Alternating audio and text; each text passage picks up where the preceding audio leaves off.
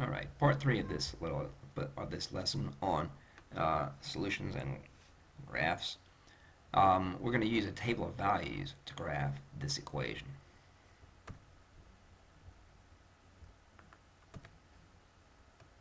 So let's choose a few values for x, and it doesn't really matter. There are some values that are more convenient than others, but let's choose these values.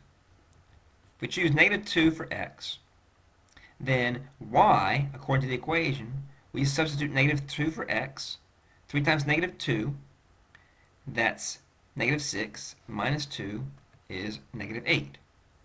That tells us that -2, -8 is one of the solutions of this equation. Let's try -1.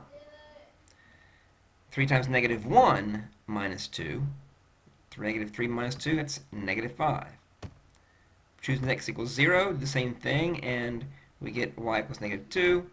Choose x equals 1, and we get y equals 1. Choose x equals 2, and y equals 4.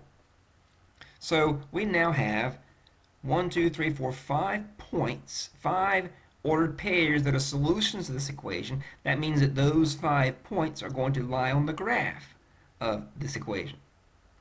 So we plot the points.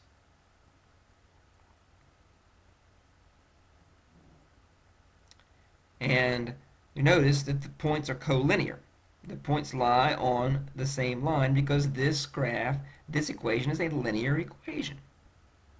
Here is -2, -5. I'm sorry, -2, -8. -1, -5. 0, -2. 1, 1.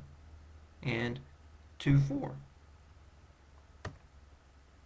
The graph of the equation is the point that contains all those, the line that contains all those points, because all these other points, all these infinitely many other points, remember there are infinitely many points.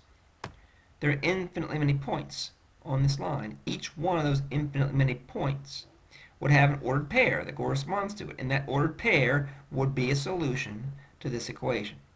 Every single one of them.